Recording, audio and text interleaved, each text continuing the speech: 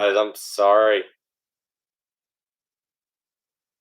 I don't know what's going on. My internet is tripping balls right now. I hope this is all right. Oh, super annoying, guys. I need to get in touch with Comcast. My internet has been really bad over the last couple of weeks, and so I've got the issue of trippy internet, which is not good for streaming. Yeah, thank you, Ryan. Yeah, something just happened, says BJ. It's my internet, guys. It's my fault. It's not YouTube. It's not any of you guys. It's me and my internet.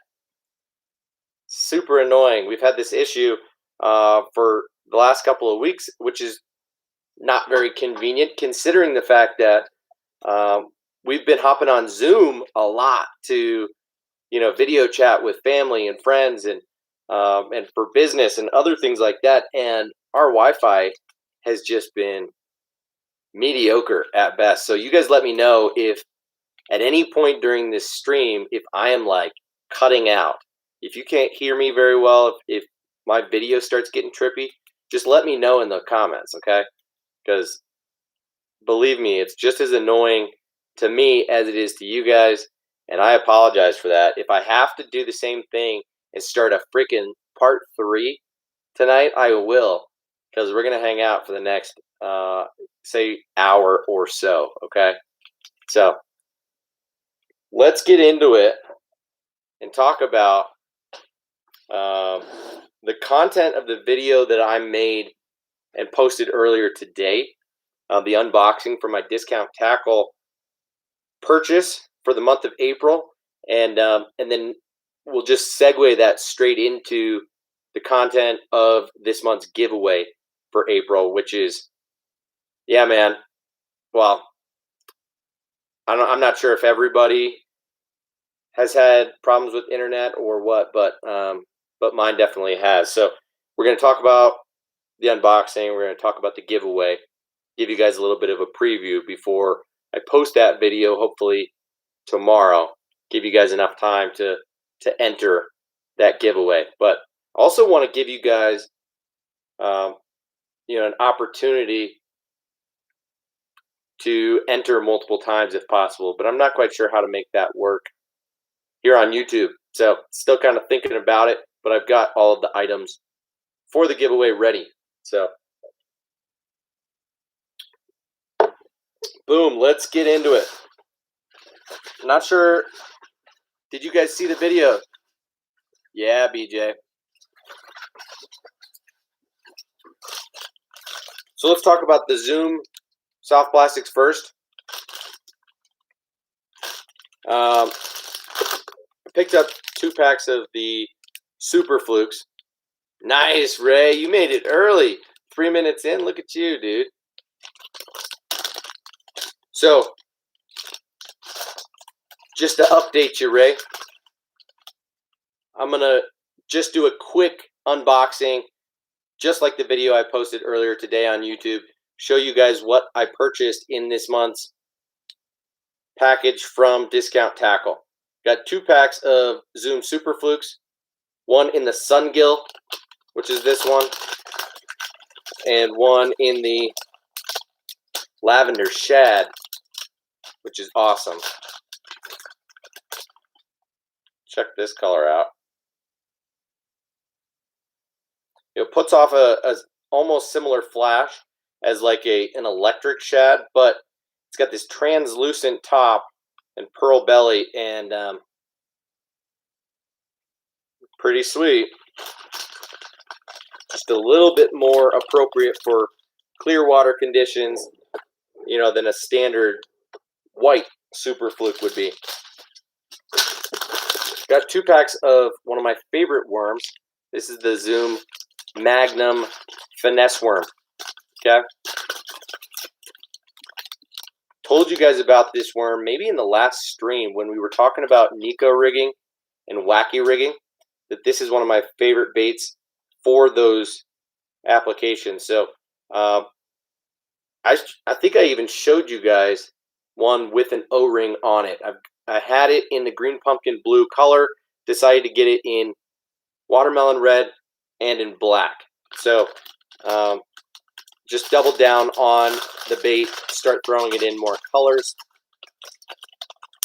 since it is one of my favorite baits. So,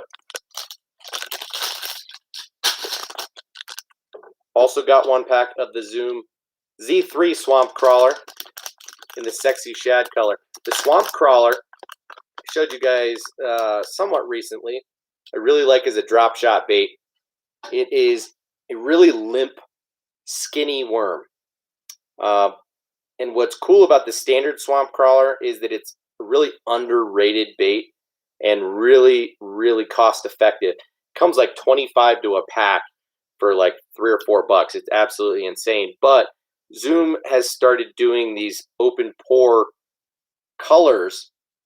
They call it Z3.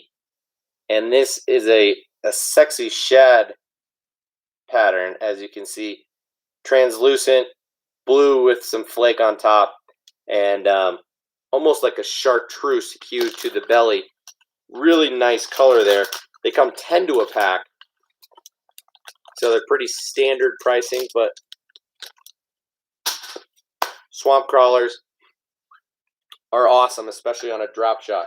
So I use all those baits just a little bit differently, but all around this time of year. 6th Sense Clout. Talked about this recently. Awesome stick bait.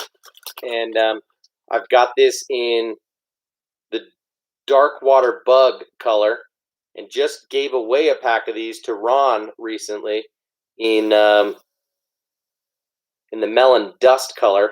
But I really like this Green Pumpkin Blue, and so picked up a pack of these. These are going to be probably my main go-to weightless wacky rig bait this year. I've gotten to the point where I kind of have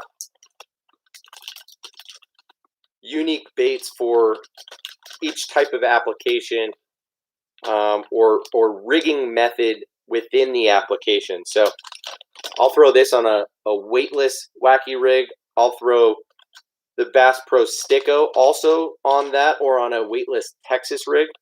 I'll throw the Strike King Zero on a weighted wacky rig, and I'll throw some of those other baits I was showing you, as well as the Magnum Finesse Worm, on more of a Nico rig or shaky head or stand-up style presentation.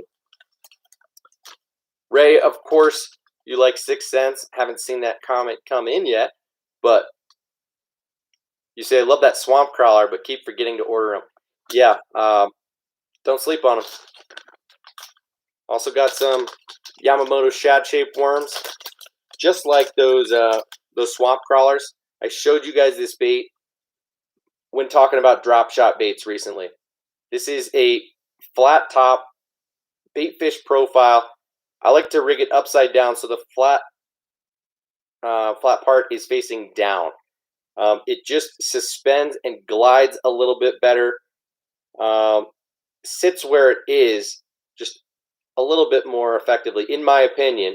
And I think the hookup ratio is just as well than if you've got the flat side up. That's just personal preference. Had a pack in the Green Pumpkin. This is the Baby Bass, so much lighter in color, has a little bit of flake in there. Gold and black flake, I think, are all that are in there. So shad-shaped worm from Yamamoto is an awesome bait, and it's pretty affordable, all things considered. Yamamoto baits are really expensive, but I think these guys go for like $5 a pack.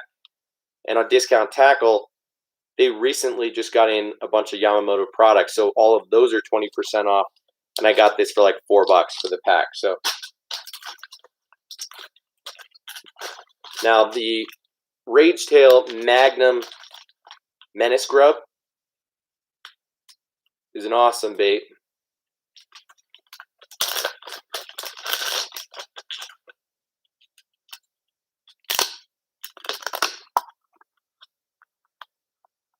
Yeah, I don't know if I mentioned Ryan by name or not in the shout out, but can't say how much I appreciate you guys showing up on the regular, and how fun this has been over the last couple of months hanging out with you guys. The Magnum Menace has a really thick, beefy body. This guy's 4 inches long, significantly bigger than the standard Menace grub, and of course than the baby Menace grub. But this is going to be a really good wobblehead and flipping bait, in particular, great on a Texas rig or a Tokyo rig, and would make a good chatterbait trailer, oversized chatterbait trailer as well. So have a pack of those in black, blue swirl. Wanted to get one in green pumpkin as well. Recently, Discount Tackle has raised their prices just a little bit on some products, especially the ones that I buy a lot from them. So Z-Man and Strike King went up by about 10%, but I'm pretty sure that's coronavirus related and should go back to better prices after this is all done and stock becomes a little bit more available. So at least that's my understanding. Strike King, KVD Perfect Plastics, half shell in the siren color.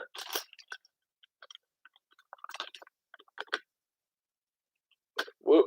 Check this out.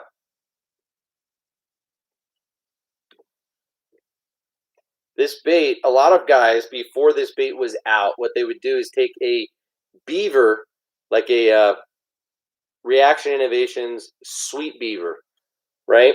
And they would just cut it in half, and then you'd pretty much have a very similar profile as this bait right here.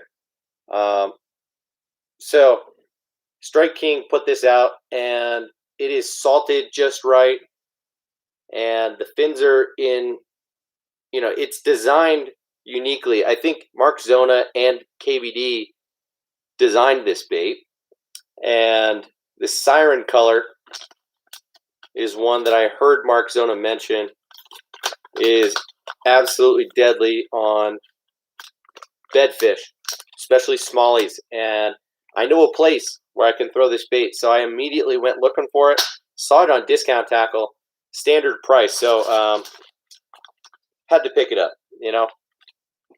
Then these next few things are all like giveaway items.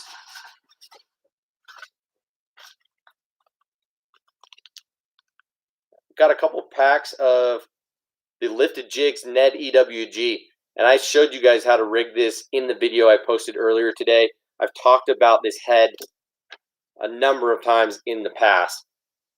Really, really like this for a weedless Ned rig, and this is my choice. A bunch of companies are making this head now, including Owner, which is tempting to try out, but I trust Lifted Jigs and the VMC hook that's in here, and I want to support that company just as much, if not more, than I want to support Owner Hooks, who is obviously doing very well. So this in the 1/16 ounce and the white color, which they call Yeti. Got 2 packs of those, one for me and one for you guys. So this is the first item of the giveaway for this month. And to pair up with those heads are the Z-Man TRD Ticklers. This in the pearl color. That is an awesome match and sweet little bed fishing bait. You don't need to rig it weedless, but if you're fishing in, say, ponds where it might be a little bit grassy on the edges of the bed, it never hurts. Plus, hookup ratio is really good, especially if you don't Texpose that hook. I think this is an awesome combo right here, even for bed fishing. Now, next thing is Megabass Dark Sleeper in the half ounce and the Wakasagi color. That's this bait right here, which is my favorite color of the Dark Sleeper. And the Dark Sleeper is probably my favorite bait that is going into this month's giveaway. These things sell at $6 and $7 a pop, which is expensive for what it is. It's a soft plastic swim bait, and the tail can get bit off, the bait can get snagged easily, and for that price, it's not super cheap. But it is a very, very versatile bait that is kind of like a 3 or 4 in 1, and you can do so much with it. So that hook is not really hiding inside the fin very well. It does not keep the bait super weedless. So I sometimes tuck the fin or tuck the hook into one of the fins, and I find that that helps keep the bait quite a bit more weedless. But you can swim this like a swim bait right through the water column, or you can drop it and dead stick it, and it will look just like a goby sitting on the bottom. And then you can hop this around, drag it like you would a jig or a goby imitator, and therefore it is sweet for bed fishing. You pitch this just right to the edge of the bed, bring it through, and this will help you tell very quickly where that spot is on the bed that Big Mama doesn't want you to go on, right? There's always a little tiny spot, and it can be this small, where once you put your bait there, they're going to eat it. So having a bait like that you can put right on the edge of the bed, drag it through, kind of cover different sections of the bed until you hit that spot and figure out what exactly it is. That's a good one to do it. Just like, a creature bait or a jig or anything like that. So Berkley Fusion 19 hooks in the 4/0. These are EWG hooks. This is like a medium wire. They say it's slick set coated, whatever that means. But these are really sharp hooks, good hooks. They come 6 to a pack, and again, that's in the 4/0. So those 4 things are in the giveaway, and to go with these hooks are going to be 2 packs of soft plastics. The Zoom 6-inch lizard in black, just killer, right? Salamander, lizard, water bugs. Bass do not want those on their beds, so they will go nuts on a lizard, especially in a black color. You could dye that tail if you wanted, or you don't have to. Last item is the Strike King Rage Bug in the white, or I guess they also call it the pearl color. So I've talked before about how I think white is an awesome bed fishing color, mostly just for visibility and you to be able to see when the fish is nosing down on it, when they're just picking it up, and when they actually take it in enough for you to be able to set the hook and bring them in. So 2 packs of hooks, 3 packs of soft plastics, and 1 swim bait should cover your bases pretty well for bed fishing around the spawn. So we got white baits, we got black baits, and we have a bluegill imitator with that goby wakasagi. I think bluegill swim baits are often overlooked and a very effective bait to throw around the spawn, but oftentimes to irritate the fish more so than catch them. So something to keep in mind. Let me answer some of you guys' questions since I haven't been responding to you guys whatsoever.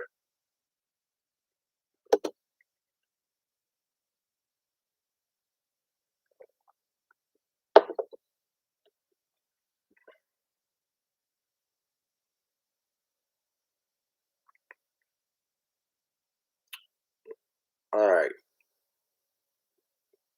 Tyler's live stream crew. You guys are badass. Appreciate you guys coming to hang out. Not going to take up your whole night tonight either, so no worries. Ray says, Tyler, I got my order in the other day from that place I mentioned, outdoor something. Yeah.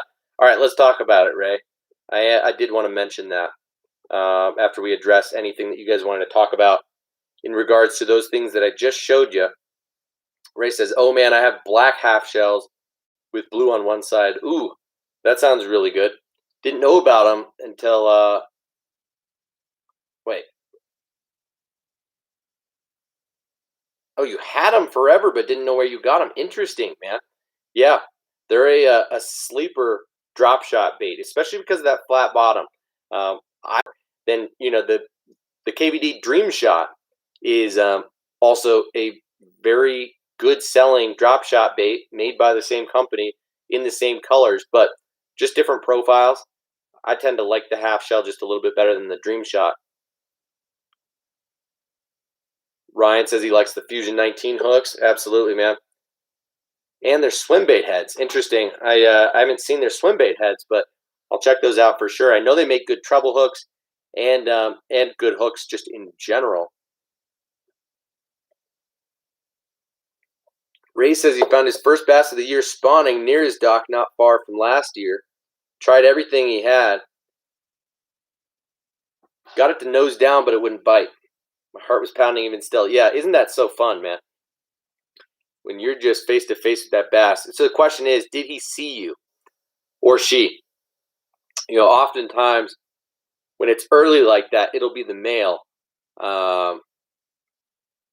And they'll be a bit more defensive, and they'll see you, and they'll be pretty lockjaw, and they'll be, like I said, they'll just nip at stuff, just remove it from the bed. They're not looking to eat whatsoever, but you know, interesting. I wonder if maybe it was just a little bit early and the bed wasn't set yet, so you know that fish wasn't going to bite because there wasn't anything to protect yet. So oftentimes, you know, the males will come in and make the beds and will hang out until the females come around. And so during that window, it can be tough when the bed is not really a bed yet, but rather, you know, a future or hopefully soon to be bed. First cutout on the stream. Damn it. Am I still cutting out, or are we good, guys?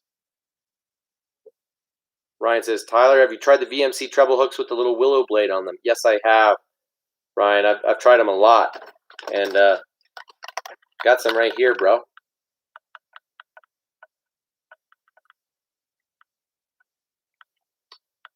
So as you can see, this is the size 6. I've got this in really all the sizes that they make, from 2 up to 8.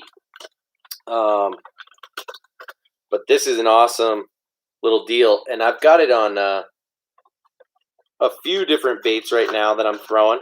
Like this, for example. Oh no, I swapped it off of this bait. So I'll tell you that I had it on this DT6, Ryan, and it was weighting it down so much on the DT6 that that the bait was not rising anymore. It was almost suspending. I don't want to say slow sink, but once this thing got down to depth, it wasn't coming back up. So I was nervous that I was going to snag this, get it hung up a little bit too easy when it doesn't back out. You know, that's one of the best parts about a DT6, a DT4, you know, Shad Rap. A lot of the balsa wood baits that are so buoyant is that when they deflect, you can pause and they will back right out of cover. So when I noticed that, I stopped fishing the bait. I switched over to a DT4 in a slightly different color, that green crawdad. It has a really fiery belly, and I ended up putting that bladed treble on this Norman middle end. And people don't really talk about this bait. I'm not sure how many people throw it anymore. This guy is a medium to deep diver, goes ballpark 10 feet deep. You can make it run a little bit shallower. I wouldn't try to make it run much deeper than, you know, the 12 or 13 feet max that it will go. But on here, I've got a size 4 of that VMC bladed hybrid treble, and really like it. This bait is in the lavender shad color. Look at that thing. Pretty sweet. Awesome rattle. Norman lures are made with a different type of plastic, so you get a different sound from the rattles, and I've always found that to be interesting and a unique point. So I think that's the only bait that I've got in here right now that has a hybrid treble rigged on it. But I like them, man. Just gives a little bit of extra flash, and and there's so many different applications for what you can do with it. So I really see myself throwing it on top waters, um, on some jerk baits, depending on how it's going to affect the action. Same with crankbaits, like I just showed you, and just really like what it is. It like I've told you guys before how much I really like underspins, and and I showed you guys how I make that homemade, uoze swimmer type of deal with this screw-in blade below this swim jig. So I like that little added flash without having to actually throw a spinner bait. Um, and I'm a fan of it. So I know that concept had been out for a number of years before VMC really marketed it, produced it themselves, and it went hard on releasing it last year. But I hadn't thrown it until then, and now you see I've bought at least a pack or two in like every size. So yeah, like them for sure. You said you're gonna throw them on some deep diving cranks on the rear treble. See, here's the thing though, man. Lipless would be a great option too, man. But I would throw it on the front and not that rear treble, just because you're more likely with the flash to get them to nip at that blade. And so I'd rather have it be a target and have them go after that middle hook and get caught by the back hook, as opposed to them go after the back hook and miss it. But that's just me.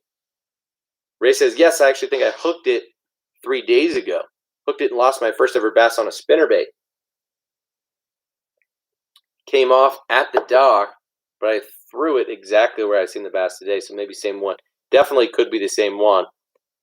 Interesting to hear that you caught it on a spinnerbait a few days ago, though. That does make me think that maybe it's a male making a bed, or that was making a bed as the water's heating up for you.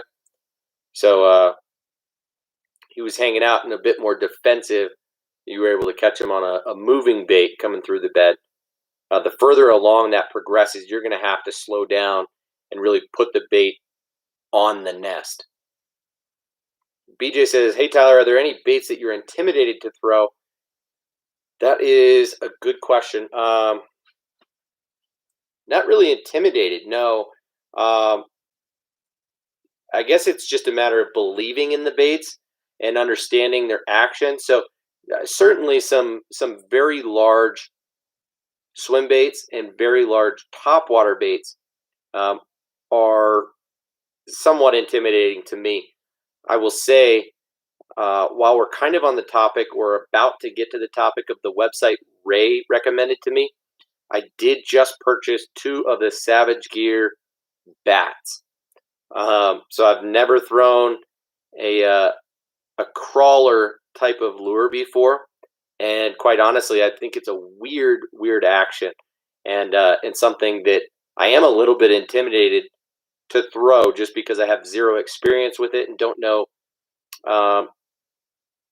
what the downsides are, and when and where to throw it. But seems interesting to me.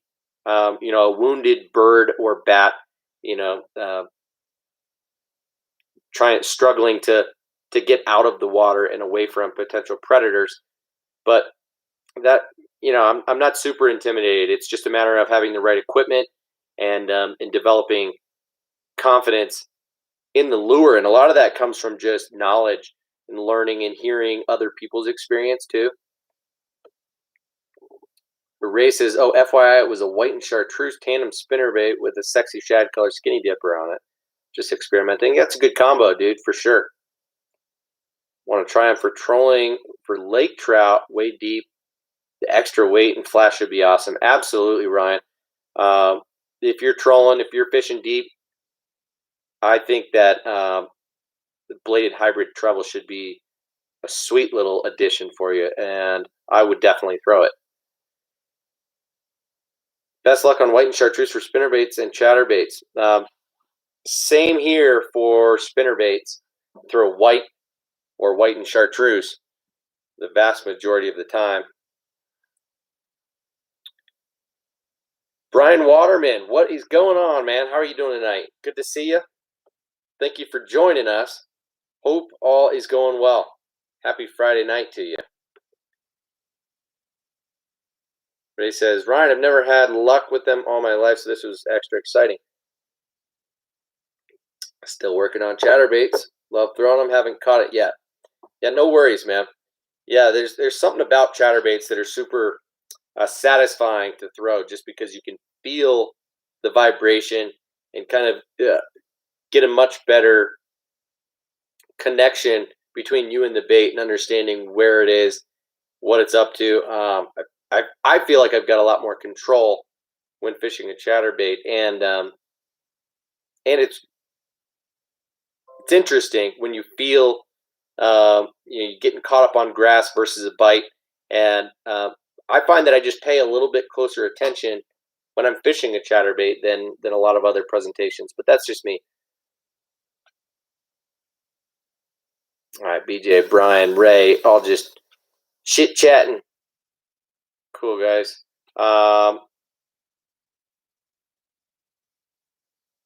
Ray says it broke down. Now you're throwing that shad jackhammer. What do you mean you broke down? Why is that a bad thing? You can throw all the colors of the jackhammer, man. I've been throwing that fire craw the last 2 times I've gone out and haven't got bit on it yet. So, as cool of a bait as it is, and as hyped up as it is, I think it's a time and place type of thing.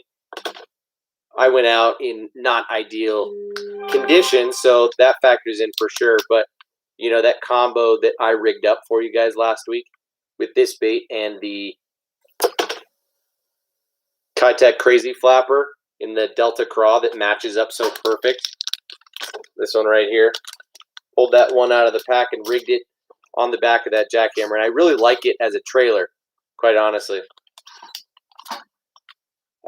Kentucky Outdoors, what rod are you using for your chatterbait?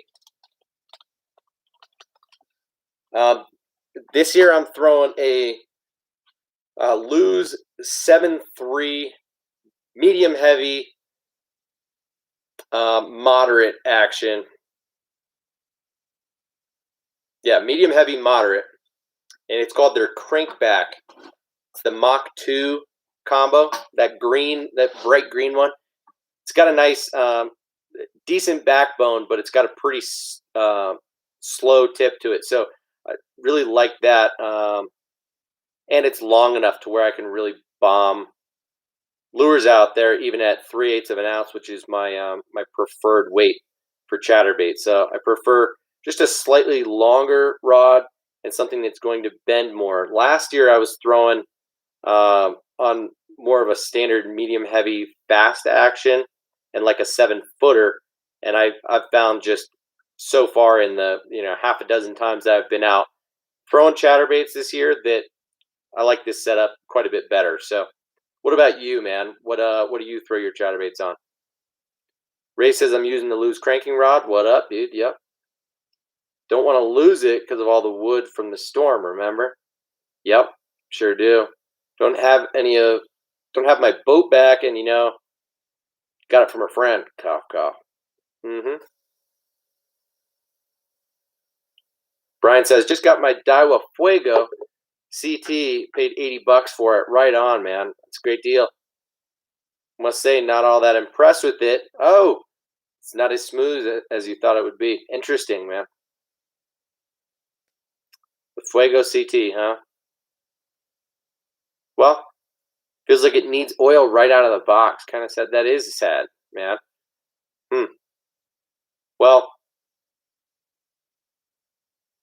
I would spool it up first, right? Sometimes it feels different when the reel is fresh than when you've got it spooled up and you start fishing it. So spool it up first. If you're putting fluorocarbon or monofilament on there, put some reel snot or some KVD line and lure on there.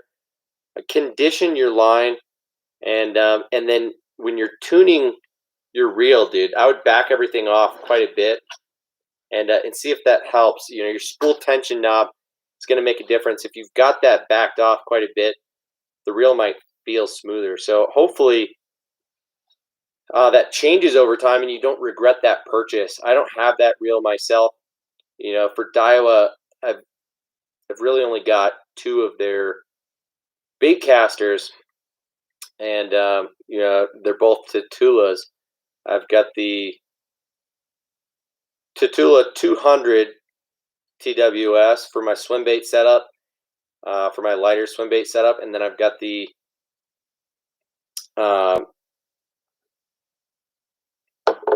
I don't even know why I'm blanking right now.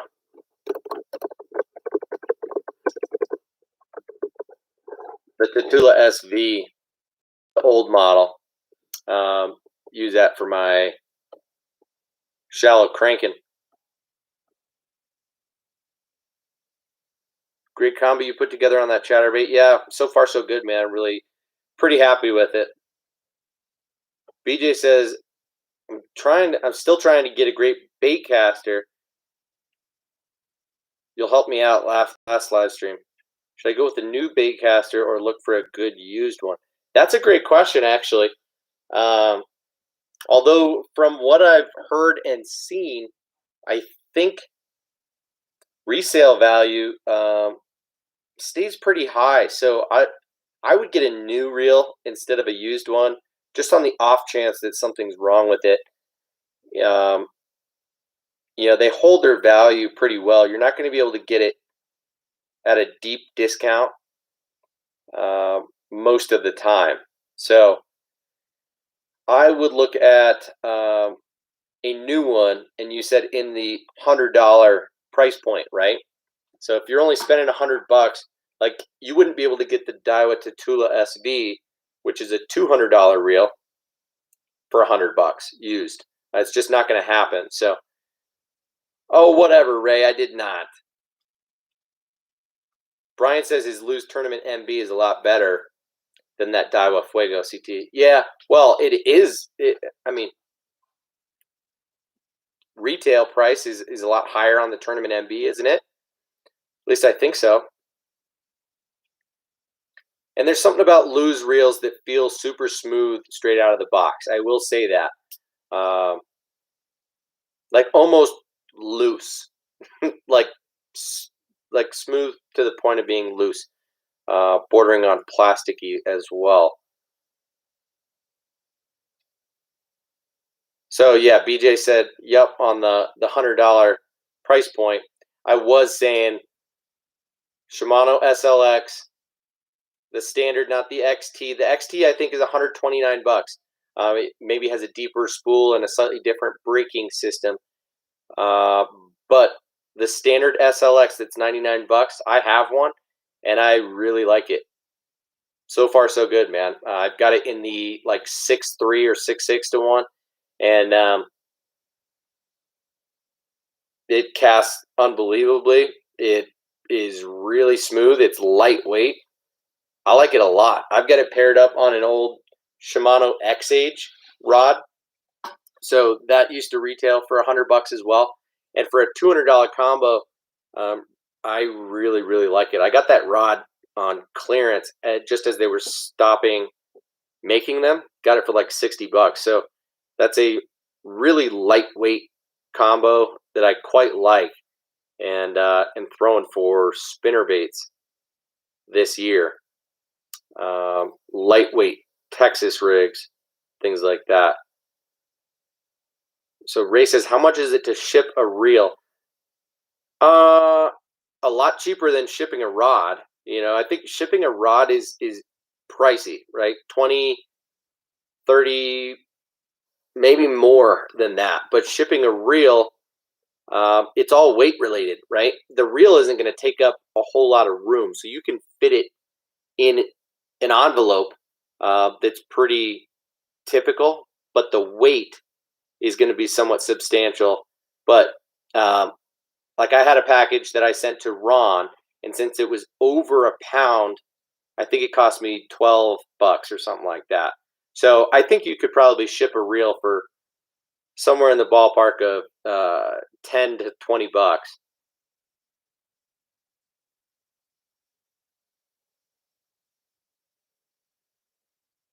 Oh, shnikes, Ray.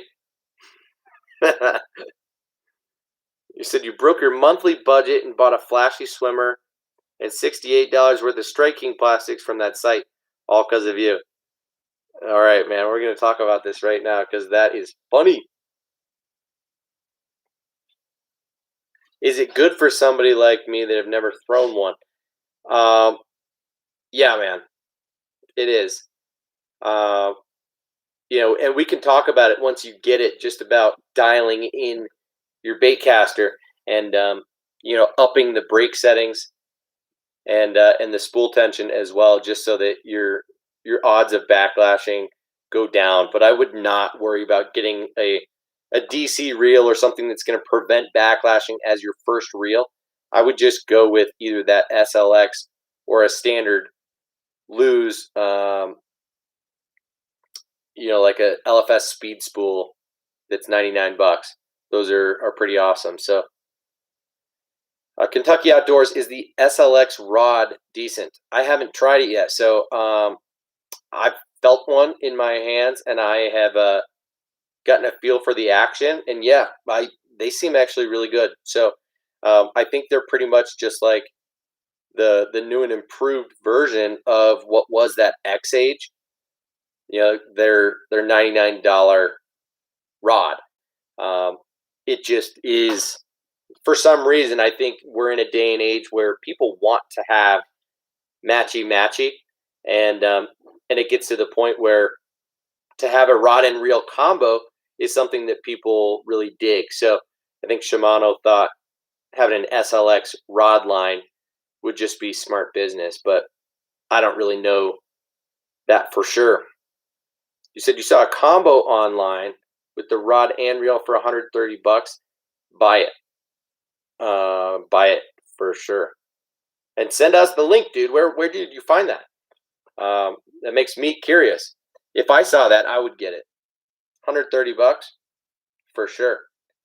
I told you I went way out of my way to buy that rod, the Shimano X-Age, for $60 when it was on clearance. I regret not buying like 5 of them at the time. So when you just do the math, you're talking $65 for the rod and the reel each. That is an incredible deal. Kentucky Outdoors, leave another comment. Let us know where you found that deal, man. Find it and leave another comment letting us know where it is, because we're not all going to get it, but it might be worth somebody's while, especially someone like BJ. Brian says, it's almost like my reels are too light for my rods to balance. The balance point is off and drives me crazy. Interesting. That is definitely possible, depending on what rods you're using, man. Are you using ugly sticks or what? If you're using super heavy rods, that can definitely be the point. But it's almost like your reels are too light. That's interesting. Sounds like you got to up your rod game potentially. Amazon having good deals on Daiwa reels right now. I did not know that. I don't usually surf Amazon very frequently for fishing gear, but interesting to know that, and I will. I'll keep that in mind. Tackle Direct. Thank you, Kentucky Outdoors. Yeah, if I were you, I'd go scope that out. I would scoop it up. $129 is killer. Ray says that new red Lew's reel is hot right now. The Mach Crush, yeah. When you say hot, I would say popular. Yeah, it seems everyone loves it for sure. Don't know about the rod with the combo. The reel is $99, but I thought it was $60, like $59 or something like that. I don't know, the red one. Anyway, the combo is $129. I would definitely go with the Shimano SLX combo if they're both $129 side by side. I know people have a thing for flashy colors, bright stuff, and I'll be honest. I have the Lew's Mach 2 bright green combo. I have the Lew's red rod. What was it? The Carbon Fire Speed Stick, red rod. So I've got some colorful stuff, but I don't really go for that. That's not my deal. I know that Weston Smith who's big here on YouTube and on Instagram, and has been growing like a weed over the last year or so, is all about really bright stuff, but for the sake of social media and photos and contrast and saturation, just colors popping. But I actually like subtle colors, blacks and silvers, and sleek looking rods and reels. And I find that the mostly black with a little bit of blue is a nice color combo on the Shimano SLX. So, BJ, you're right, man. We're missing Riley. Hoping everything is okay. Me too, man. She just sent me a message on Instagram like an hour before the stream saying she wouldn't be able to make it tonight. So hopefully she'll be able to make it tomorrow if we do end up streaming, but we'll see about that. Brian says Denali Lithium, Okuma TCS, lose TP1 white. Okay. Then I don't know why you're having weird balance issues. I wouldn't think any of those rods are particularly heavy. So that's funny, man. Yeah, and it doesn't sound like the reels that you're using are like super light either, right? And I wish I had a good suggestion for you in terms of weighting your rod, because I haven't run into that issue before. I haven't used like suspend strips on the bottom of my rod or anything like that to help with balance issues before, but I wonder if people do that kind of thing. Ray says, no, that's the lower end one. Okay, yeah, the $59, the low. New red one has the combat grips like the Tournament Pro. Okay. Interesting. It's a good point.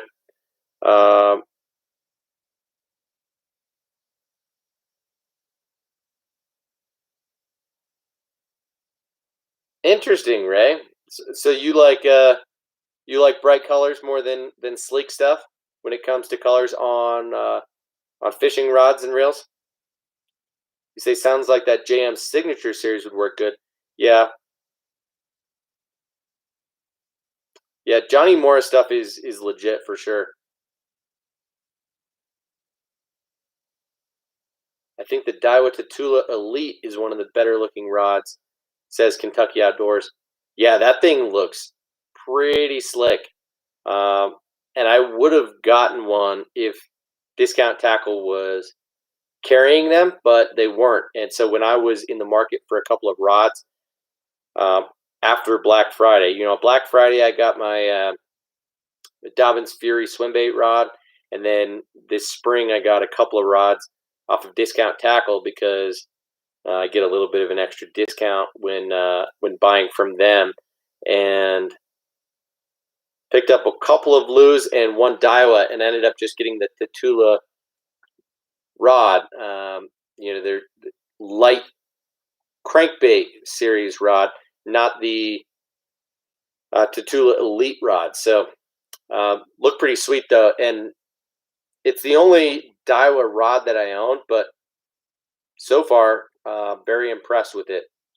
Very micro guides, but I think I'm only throwing 12-pound fluorocarbon straight on it, so I haven't had any issues with that. And the thing loads up and casts like a dream with that Tatula SV reel on there. It is a perfect setup for lightweight crankbaits, and probably the best setup for the application in my eyes that I currently own. Ray says, not if it's green like the Goobers.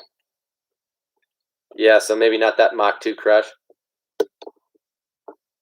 BJ says he wants a good bait caster to throw. I mean, the look don't really matter to me. Yeah.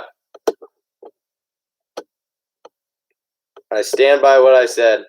Both the SLX and the Lew's Speed Spool LFS are relatively unassuming reels. Very smooth, straight out of the package, cast well, easily adjustable. The Lew's is a little bit easier to adjust the settings just because it has the brake dial on the outside. Shimano, you have to open up and click those old-fashioned style, but they both are very, very easy to use and are great great starter reels. So highly, highly recommend those if you do have a $100 budget. Ryan says, I love how G Loomis feels. The E6X, but the sensitivity of the NRX is phenomenal. Yep, for sure. G Loomis, I mean, of course, it's just very high quality rods, but we're talking a different class, right? If you're spending $200 to $400 at least on your rods, they better feel phenomenal. So, of course, you're getting all cork on most of their rods, and you're getting super light, sensitive, technique specific rods most of the time. But I think it's hard to not be satisfied with the G Loomis, that's for sure. Ray says, I will admit I really do like the Lew's red and orange color on the Crush. Yep. All mine are black or black and white Lew's. Yep, fair enough. You get a butt kit to add weight so that it counters the weight. In hand, hate when the rod has a tip heavy feel. Yep, I hear you, Brian. Well, then maybe you should do that. I've seen people with oversized grip or oversized butts. Maybe you should give that a shot and just see whether it makes a difference. At least just try it on one of them, right? I mean, it's sad to hear that you're having that issue, especially if it's on multiple setups. But I'd play around with that and try and fix the issue that you've got going right now.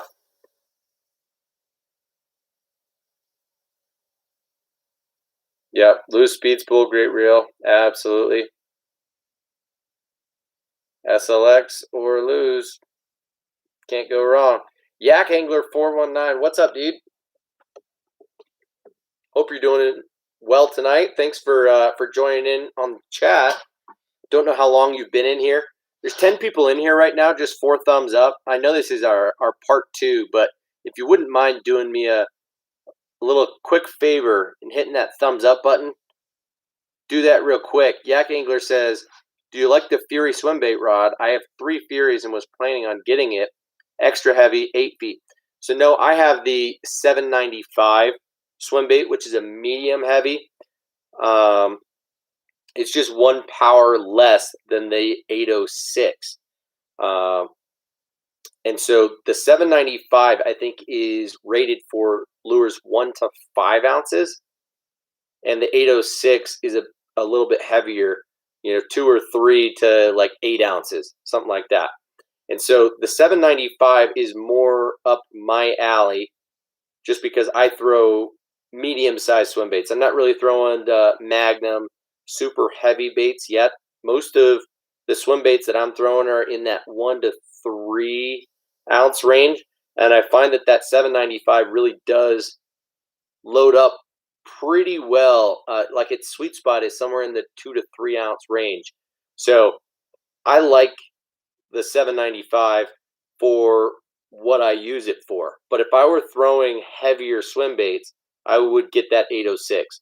And I probably will do that in the next year or so to be able to throw 4, 5, 6 inch baits or 4, 5, 6 ounce baits that I think might overpower that 795. So that's the thing is I think once you get into 4 and 5 ounces, you're overpowering the 795.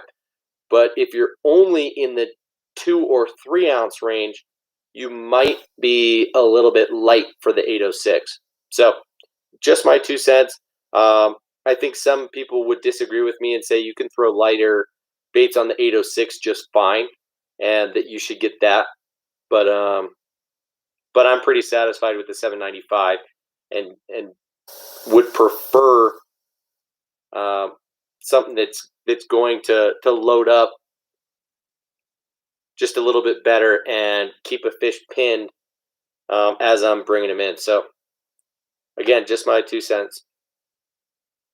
BJ, What was you going to talk about the savage baits? Okay, let me go get my wine, and we're going to talk about what Ray told me about, this new website that you guys need to know about. Okay? I'm going to be back in 45 seconds. Ugh. My back.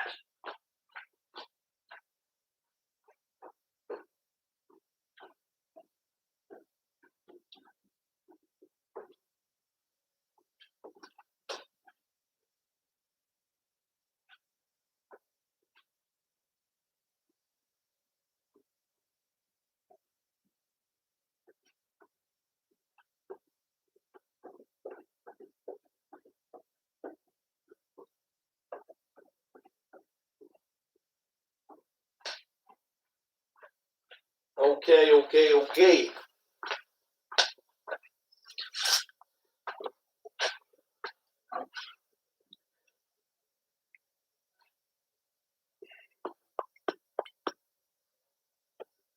Okay.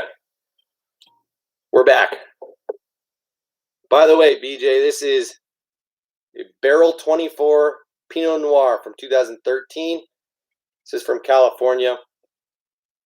Don't think it's too expensive. Maybe ballpark $15 a bottle. Nothing crazy, but for a Pinot Noir, gosh, that's got a lot of sediment in there. I don't know if I'm going to drink it, but this 7-year-old bottle just had a ton of sediment in the bottom.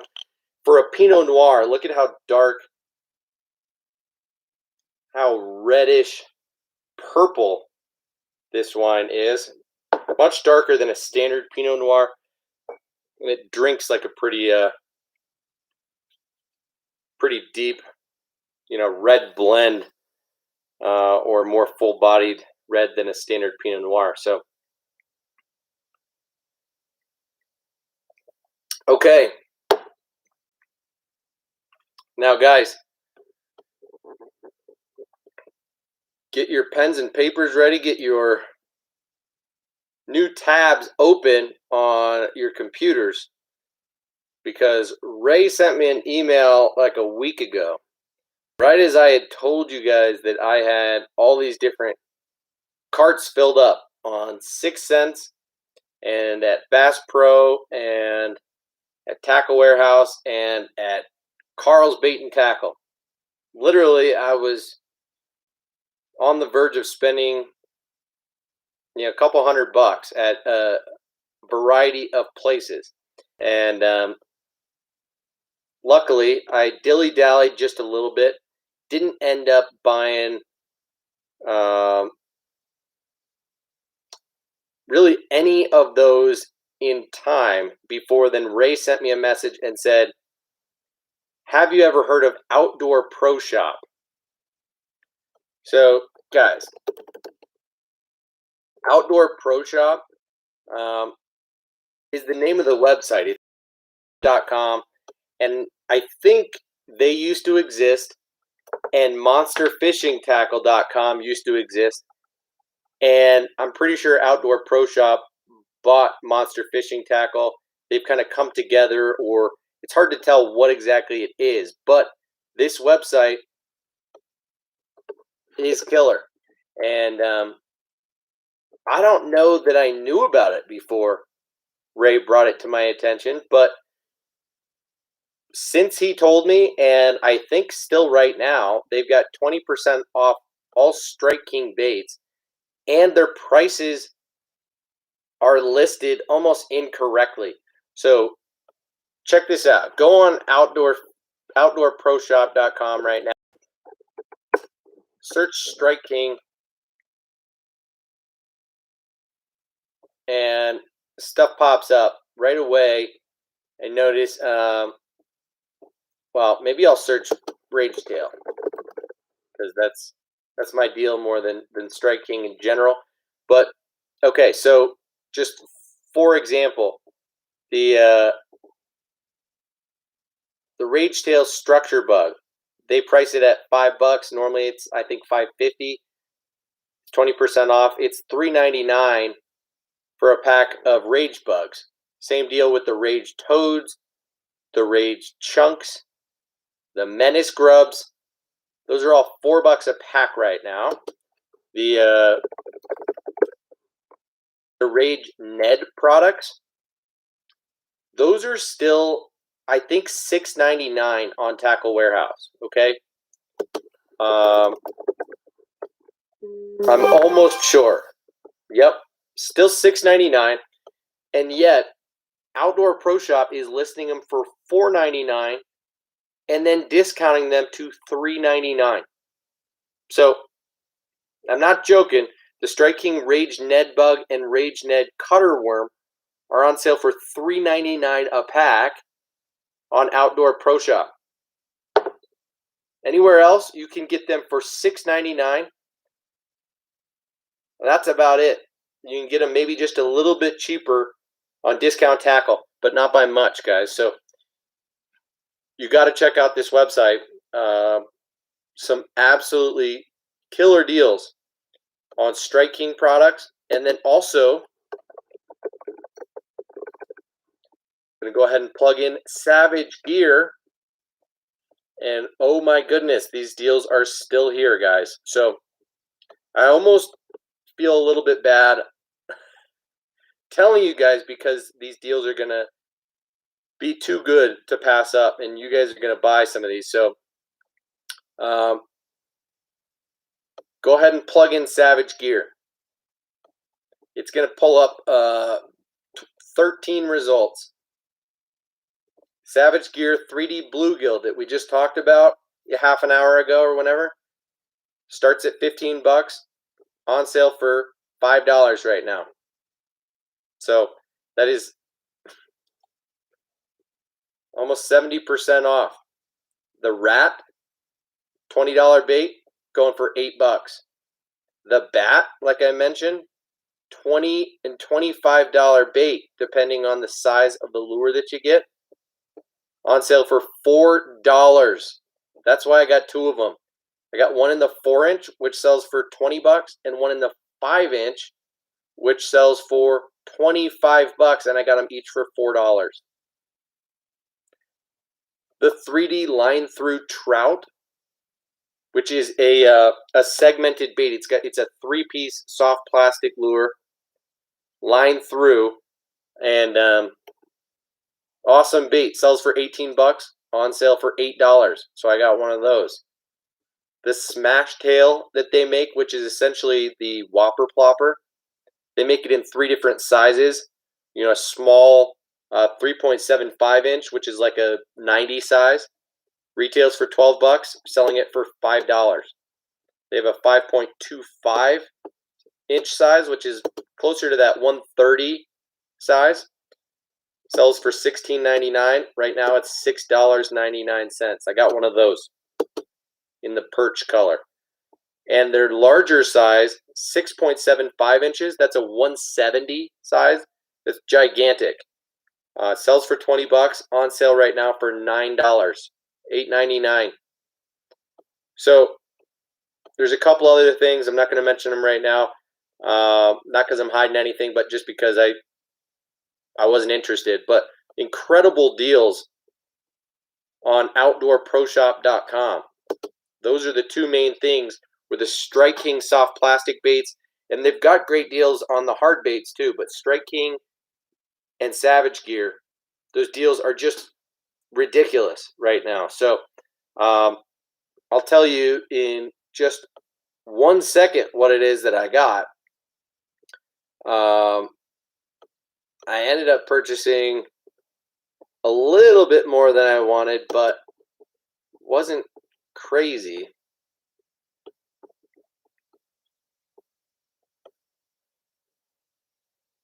I think I only spent like $75 or something, but I got rid of a lot of the Strike King products that I had. So I got 1 pack of the Rage Ned Bugs, right? This guy right here. I already have 1 pack in the green pumpkin, and I got 1 in the black blue swirl. The baby Rage Bug that I've showed you guys, this little awesome guy, sweet on finesse jig, got this 1 pack in black blue swirl. Got one in green pumpkin. Okay. The Rage Punch Bug that I've showed you guys before. I don't know where it is right now, but really wild bait. I think it's just very interesting. Decided to get a pack of those because they were $3.99 in the blue craw color.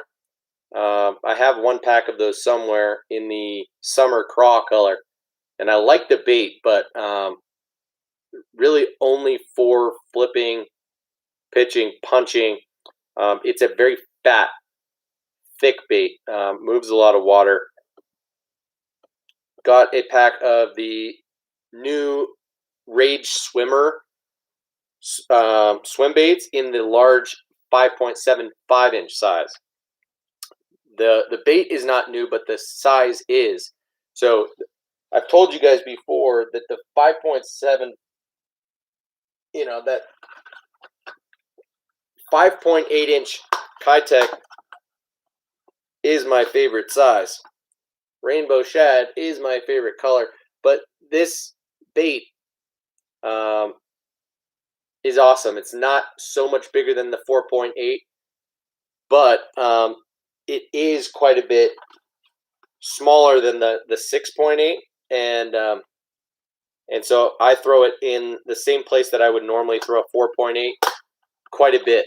So I got a pack of the Electric Shad in this size of the Strike King Rage Swimmer, and got a pack of matching swim bait heads. The Strike King Squadron.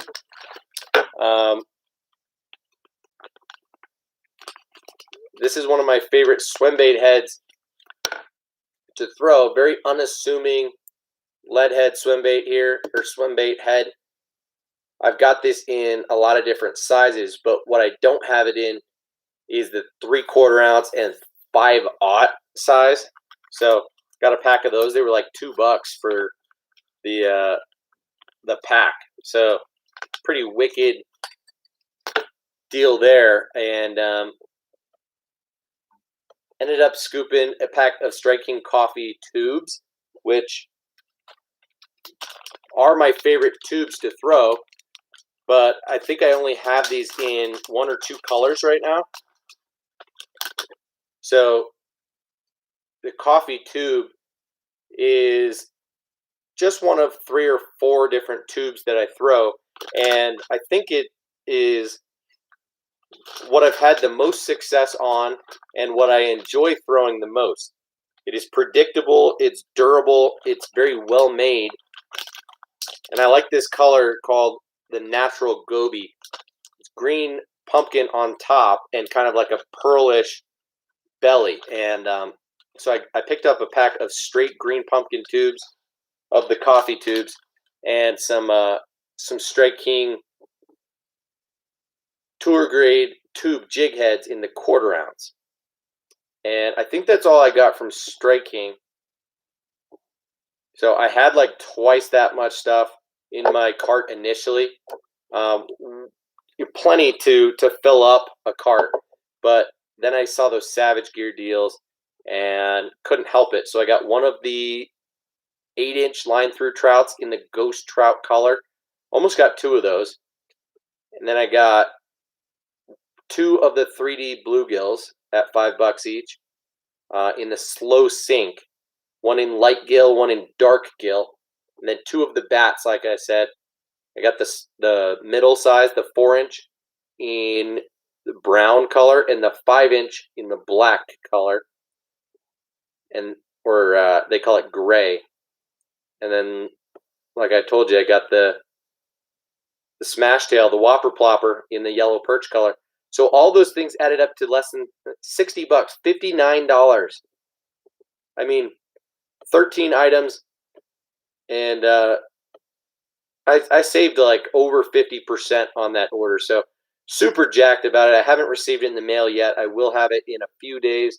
I was hoping to have it to be able to open on the stream for you guys, but sorry about it.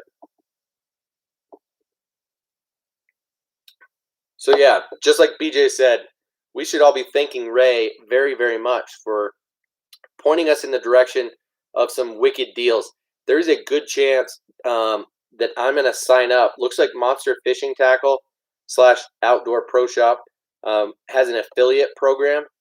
So I'm going to go ahead and sign up for that. And where it makes sense, I will recommend that you guys purchase stuff through Outdoor Pro Shop. If the deals are better than Discount Tackle or better than Tackle Warehouse, I'm just about passing along good deals, good products at good prices for sure. So thank you very much, Ray, for helping make us aware of a new place to buy tackle.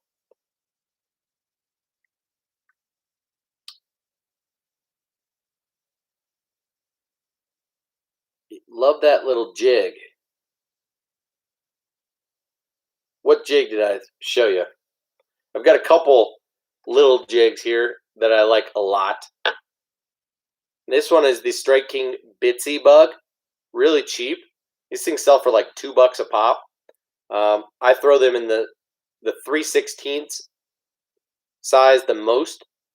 I will throw the 1/8 sometimes, and then this 1/4 a little bit more frequently than the 1/8.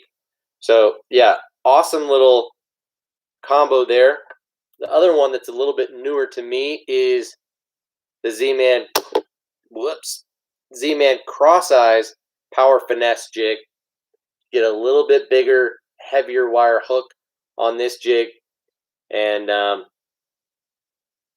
got it matched up with a Zoom Ultra Vibe Speed Craw cut in half or so.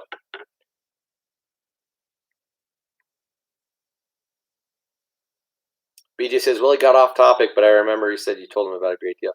Yeah, hell yeah, that's why I get off topic. Of course I get off topic, especially when it's more impromptu and I don't have a planned real topic for us to chat about for the evening. You know, I more so just wanted to chat about what it is that you guys wanted to talk about. If Ron was on here right now, I would say let's talk about chatterbait trailers. He has some specific questions. So I was wanting to talk about chatterbait trailers with Ron. Riley had some questions about Z-Man colors and Ned Rig style baits. Wanted to talk about some of that. So unfortunately, it just it didn't quite work out for us to chit chat about what it is that you guys wanted to talk about. I wanted to remember first and foremost to wish BJ's son a happy birthday, and then to talk to you guys about some of the packages and the deals and stuff like that. So just sent out BJ and Riley's packages today. Ron got his last week from the YouTube giveaway of soft plastics, and then had some follow-up questions about chatterbait trailers and things like that. I think he just got some jackhammers and wanted to talk about that. So I came into this live stream without a real topic. I was going to make it more about spawn fishing, and then Justin from No Diggity, which I'm not sure why he's not in here tonight, but ordinarily he would be, and he said he was going to be. He said he wanted to talk about top underrated baits, which I think is a cool topic. But again, I didn't have a topic going into the stream, so it is what it is. Dick Fitzwell thought the Squadron was for A-rigs. Yeah, it might be, but I like to throw some of those A-rig heads on standalone swim baits. So that's not the only one, man.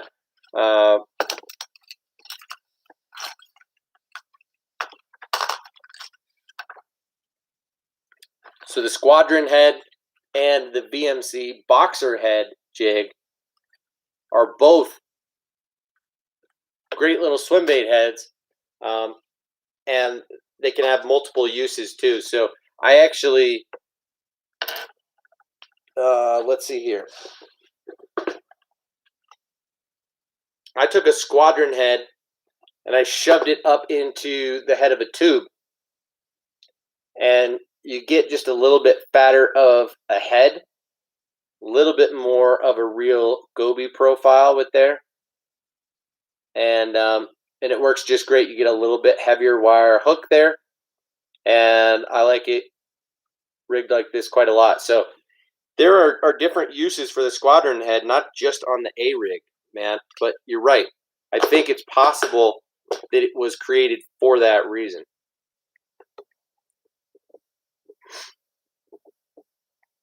Bait and Switch Outdoors. How are the Queen Tackle switchblades working for you? I haven't put them to work much yet. I've only thrown one of the 2 rigs that I've made from them one time so far, and it felt pretty good, honestly. I would say it felt to me kind of like the Project Z chatterbait. So I could definitely feel it coming through their water. I think it was a little bit more aggressive than like a Thunder Cricket, but it didn't feel like a jackhammer. But I need to give it a little bit more of a real go, because I think if I fall in love with it, it could be a true game changer. I do have big plans for throwing that on some wild lures this year. I'm going to throw it on a freaking buzz bait, and maybe even some hard baits, and just things that you wouldn't normally think to do. Thinking about trying those blades on. Really, really like the concept. Just haven't given it a real shot yet. I've been throwing the jackhammer just like I always do.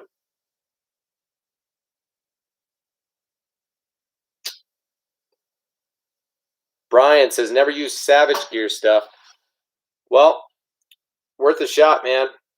They're super popular internationally, and they're pretty popular here in the U.S. I think I would compare them to like Live Target. They do a good job marketing. They put a lot of money into marketing, and they do a good job of creating very realistic lures. So they put a lot of time and effort into design, but I think it can border on feeling gimmicky to the consumer because the baits look so real that it's almost unnatural to us fishermen to be throwing something that looks so natural. As weird as that sounds. So some of these baits that that Live Target and I think Savage Gear as well have won ICAST awards for have been a little bit off the wall, and lures that are either just out there or are even blatant copycats. I think some people look at Savage Gear like they're a copycat company, which is just not true. They would look at the swim baits and say they're copying Huddleston and other top end names, and they would look at the Whopper or the Smash Tail and say they're copying the Whopper Plopper there, and the 3D Bluegill is copying Matt Lures and whatever. I don't think that's entirely true. In fact, it's just not true. But I think it's possible they're getting some inspiration from some real innovators and some small name guys on the market who have their place and do really well, and have established a little niche. I think it makes sense to have multiple options like that. There's a reason that when you look at certain baits or categories of baits, that there are always more than one option. It's extremely rare that you'd see one type of bait, period. So I like them both, but I love the black and blue one. What you talking about? Oh, BG, you talking about that jig? For sure, man. Appreciate it. Looks like I'm a little bit behind, guys. Sorry.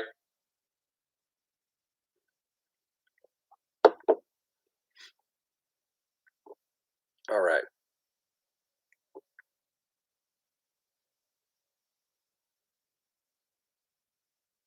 Ray says, Tyler, did what you said, threw different chatterbaits in the last 2 weeks.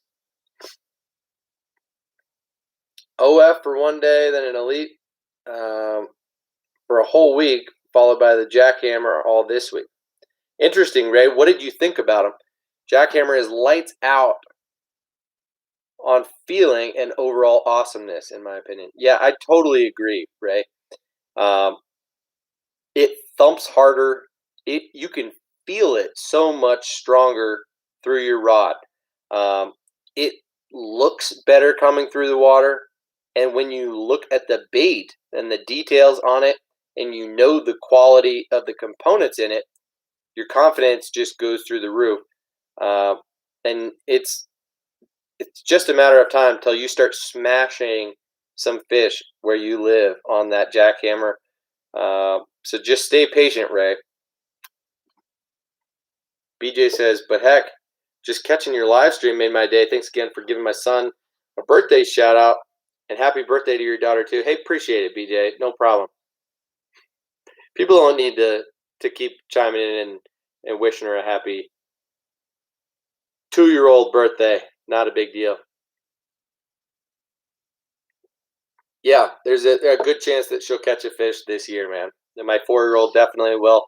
She caught bass, bluegill, and crappie last year as a 3-year-old, and she caught a bass when she was 2, 2 years ago on Mother's Day. So I'm hoping to do the same excursion that we did on Mother's Day 2 years ago and visit the same pond and try and catch them the same way with both my daughters. So hopefully that's fun. Happy Womb Liberation Day, Tyler's daughter. That is a weird thing to say, man.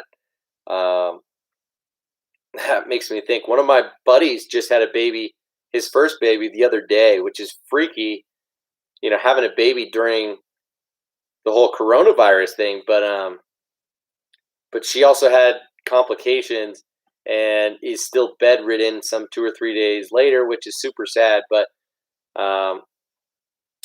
anyway, speaking of wombs, my wife and I are talking about trying to get pregnant sometime soon. We're going to start trying. So baby number 3 will hopefully be with us in a year or so. That's the only way you say it. Womb Liberation Day. I don't think I've ever heard somebody say it that way, but that's pretty funny. All right, guys. Let's chat for just a couple more minutes. BJ, me too, man. In fact, it's weird to say, but I think my wife and I are going to buy and download this app that's like $3 or $4, and it tells you when around the ovulation period you're more likely to have a girl versus a boy. And we know friends who have used this and successfully had boys when they wanted to have boys, and so we're kind of tempted to do that. I grew up. I've got a brother and a sister, and we've got 2 girls, and I would love for them to have a brother, and I'd love to have a son. Quite frankly, I don't necessarily want to be a father of only daughters. I'd be happy to, but if I could design it, it probably wouldn't be that way. I just love the idea of having a son and teaching him to fish and ski and do things with me, and for us to bond in just a slightly different way than I get to and will get to with my daughters. Even though I'm going to fish and ski and do all the same stuff with my daughters that I would do with my son. It's just a slightly different relationship. So, yeah, we'll see. Wish us luck. Let's talk baits for a couple more minutes, and then I'm going to dip out of here, hang out for a few minutes before going to bed. It's already 11 o'clock my time. For most of you, it is like 1 o'clock Eastern time, and that is crazy. So appreciate you guys hanging out as long as you have. We've been on here for a little over 2 hours now. If you were to combine the 2 streams, if you have any questions, ask them right now, because I'm going to hop out of here soon. What I want to show you, though, before I do, is an idea that I have. BJ says it's 12 o'clock my time. Interesting. So you're not on Eastern time where you are, man? Aren't you in Alabama? I could have sworn that was Eastern and not Central. Either way, man, midnight's not early.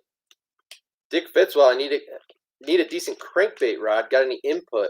Want to spend around sub 150. Dude, Dick, get that Dobyns Fury. I think it's a 734C. Ryan said it's only 11 o'clock there, so you're on Mountain Time, being up in Saskatchewan. Interesting. I feel like this shadow hasn't always been a thing with the light, but maybe it has. Anyway, what I want to show you guys today, guys, this could be a separate video in itself, and it might be in the future because this is a cool idea.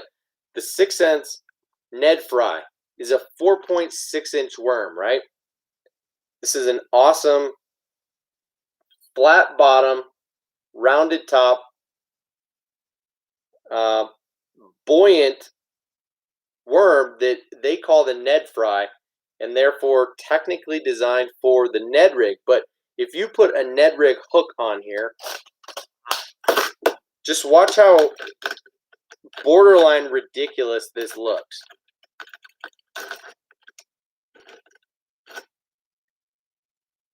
I don't want to damage the bait too much as I rig this. I'll just use a red one for the sake of it. So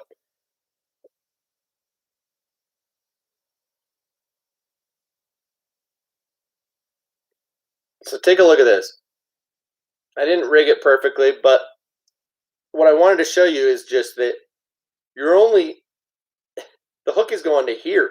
The fish really has to engulf that bait for you to set the hook on him when the bait is 4.6 inches long and you're using a Ned rig hook.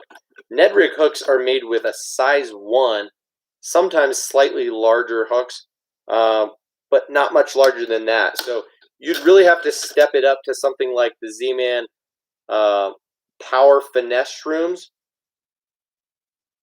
which is going to do a little bit better, right? But still not spectacular. Now you could go crazy and you could get the Magnum Finesse Shrooms head, and that would be about right. But this is a 6/0 hook in there, and that's probably overkill for the application. So what we're going to do is use these. We're going to cut it down, and we're going to use 1 pack of baits to make 2 packs of baits. Okay. Ryan says we never have a time change. That is awesome. Dude, Saskatchewan does not change time. No daylight savings time. That's weird, man. Weird. Okay, so what I'm going to do is...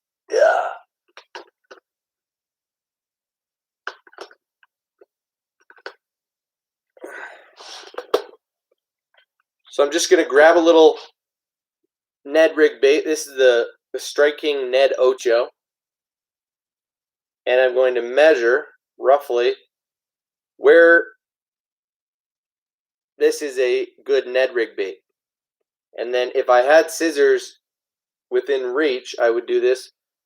Otherwise, I'm just going to twist or bite off.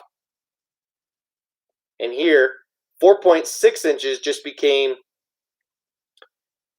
2.6 and 2, or more like 3 and 1.6.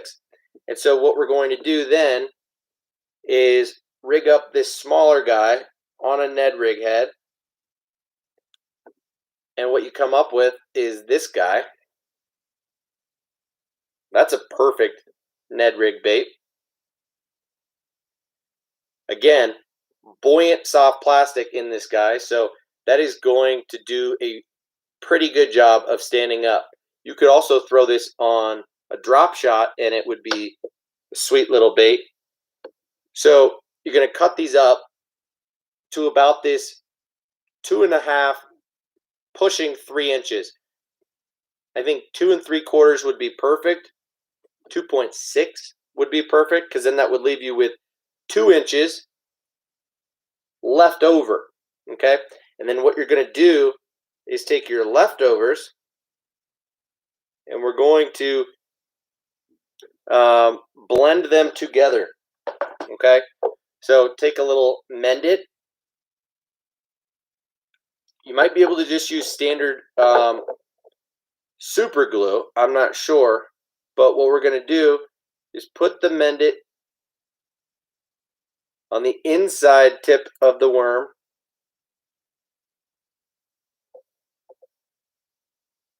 On both sides. And then what I'm going to do is literally just press these together.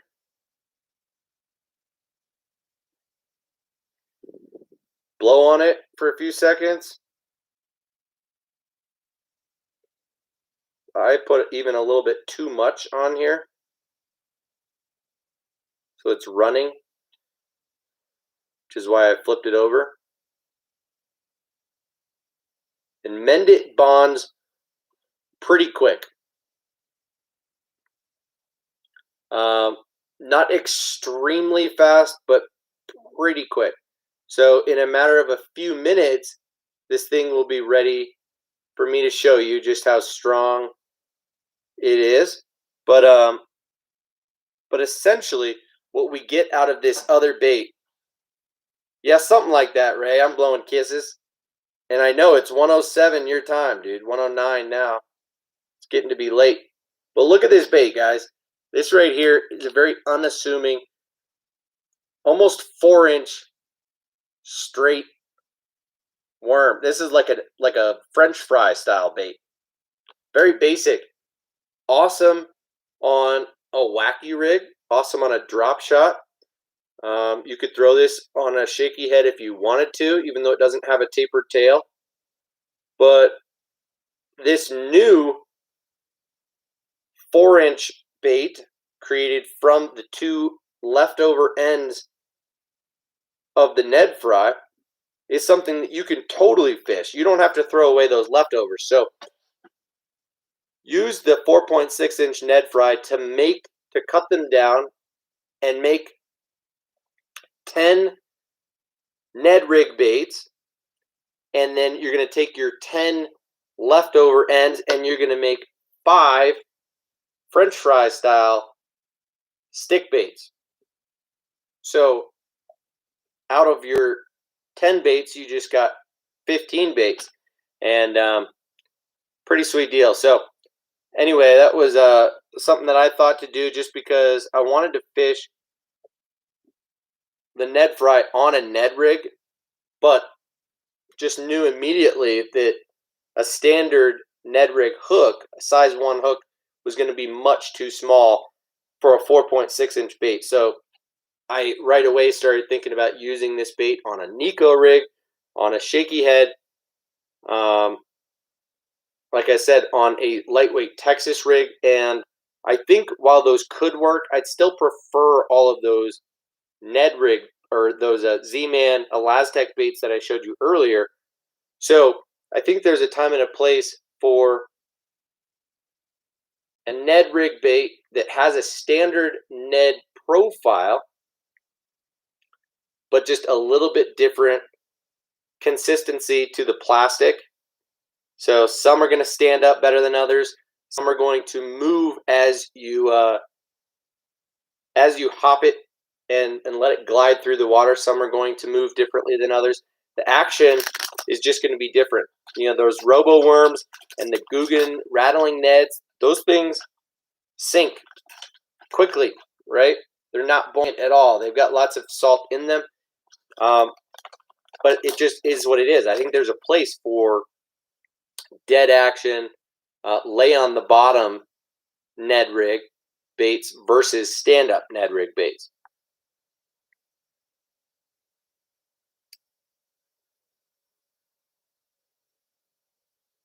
That's pretty funny, Ryan. You're talking about you have to change your time to Saskatoon time, otherwise you'll be late or early to work. BJ says, I was going to ask you if you ever heard of Mend It. Just seeing it on Alex Rudd Fishing. Yes, Mendit comes in a few different sizes. I think this is their bigger size. This is the 1 ounce, but over time, this pays for itself like 10 times over, especially on soft plastic swim baits like these guys. I've got a couple of baits like this where it puts a Mendit on the top of the bait and inside the hook slot where it was just all ripped up. And then you can even put Mendit on the nose. And sometimes soft plastic baits like this, the nose will blow out. And you can really repair your baits quite well with a little bit of Mendit. So one thing of Mendit will last you a long time and goes a long way and does a remarkable job of bonding soft plastic together. So take a look at this guy. It's been just a couple of minutes, right? I did not cut that off. I ripped it off. So it doesn't have a perfect joining there, but looks pretty good in general. And look at this. As I pull on it, I mean, it's strong. It's connected. So that is glued together. But I think that would look pretty good on a wacky rig on a drop shot. Little French fry action. Carolina rig that. There's a lot you could do with a very unassuming small short bait like this. So anyway, I thought combining the two leftover ends of the Ned Fry might help make a couple extra baits.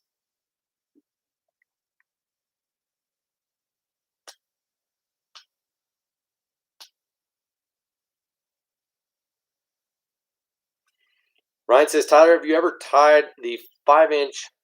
Have you ever tried the 5-inch Berkley Powerbait Ripple Shad? Sounds super familiar, and I think I have. Let me look it up. Yes, I have. Okay. In fact, I might have some.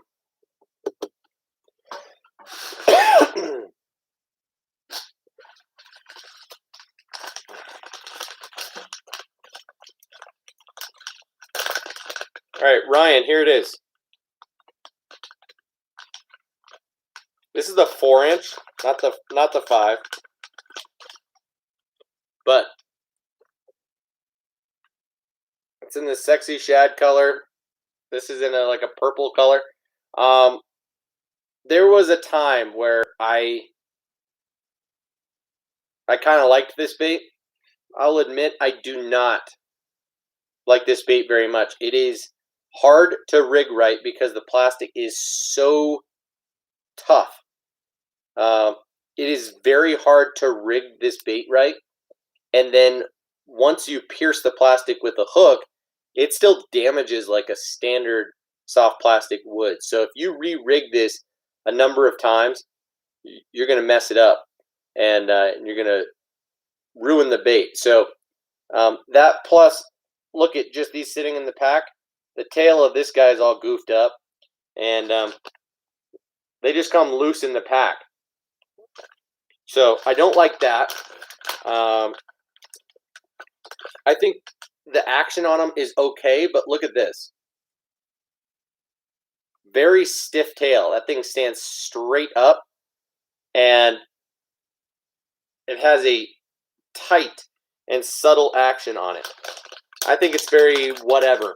I think the new Powerbait Champ Minnow swim bait, or whatever it's called, the Jordan Lee one, looks a little bit better than this one. Looks a little bit softer and more realistic. So if you're looking at Berkley Powerbait swim baits, I would get that Champ or the Power Swimmer. Okay, The Power Swimmer is an awesome bait that has been out for a year or two now. And I was a little unsure about this at first because, again, it is made from a really tough, like stiff, soft plastic. And the action on it is not super aggressive. But as you can see, this bait will kick quite a bit wider than that Ripple Shad. This Power Swimmer is 5 times the swim bait that Ripple Shad is, okay? So I throw the Power Swimmer and I like it on a swim jig like this. By itself, I'll throw it. In fact, I think I've got one rigged up here. This is the slightly bigger size. I throw that 3.8-inch size as a trailer. This is the 4.2-inch or whatever, right around there, 4.2, 4.3. And I've got this rigged on a 5/0, I think. It's either 4/0 or 5/0 owner twist lock with a little bit of a weight. I think it's like a 1/8 ounce weight on there. And this is surprisingly good as a weedless swim bait. It has a hook slot in the top. Not a hook slot, but these ribs do not come, in the back of the bait, the ribs come all the way around. And in the front of the bait, they only go to the middle. There's like the ribs are non-existent in the middle of the bait. Can you see that? So the hook just lays there and allows for the presentation to be weedless. But then when you get a bite, that thing collapses very easily, and that owner hook does its job quite well. So the Power Swimmer by Berkley is one worth a look, Ryan. But the Ripple Shad, that thing is out of my rotation. Not something I throw anymore. I like power bait, but the bait that you're throwing matters. I noticed that a lot of power bait and max scent worms are hard. Like the consistency of the plastic is very stiff, and I don't tend to like that. So again, that's just me. Ray says, my garage still smells like gasoline and power bait from the bag of Pit Bosses I got last summer. Yeah, right. Power bait does stink, though, for sure. I saw a bait man just picked up some power bait max scent creature baits, whiffed them a couple times. It's one of those things. It's like you can't help it, right? I see some power bait down here. Such a classic worm. This is the 10-inch power worm. Look at this big mama. Summertime killer. 10-inch curly tail worm. Gotta whip it. And it reeks. Black and blue 10-inch worm in the summertime will get some bigger bites.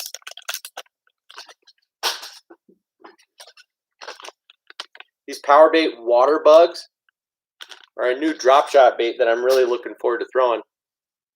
Ugh. Ryan says, thanks, Tyler. I had 2 packs of the 5-inch for ice fishing lake trout. Couldn't rig them, so I threw them out. Yeah, and that's what I mean, man. They're a little bit tough to rig. No, it wasn't just you, man. Like, I had issues with that bait for a while, too.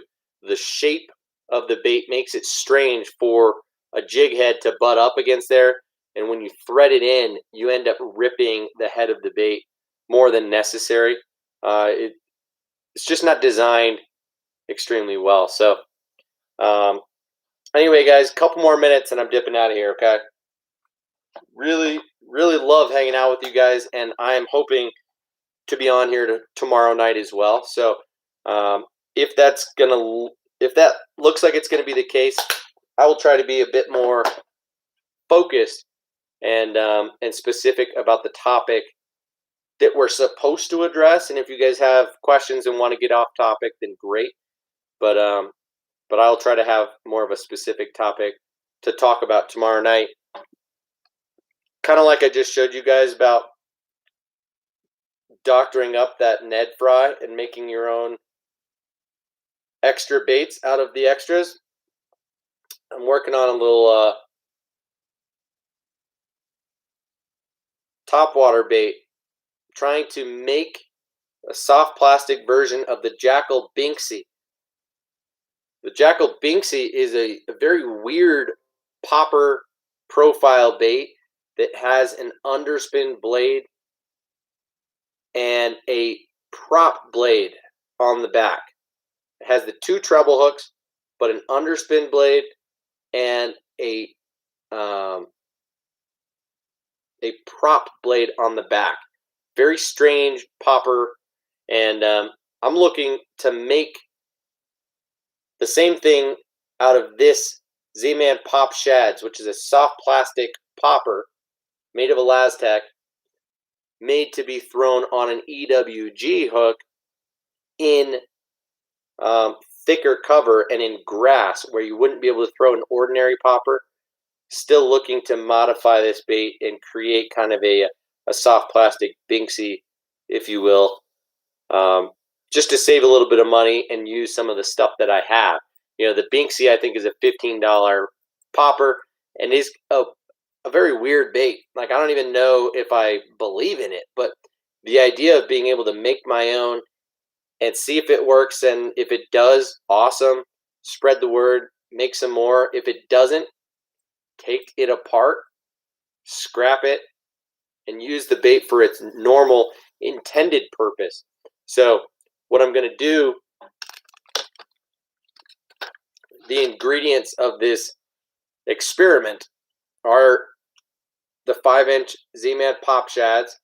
I've got a red Mustad KVD triple grip on there. That's like a size 2 hook. This is the Z-Man TRD Spins, which I've talked about recently. Awesome little deal. And then these guys that I recently got, the Zappu Para R's.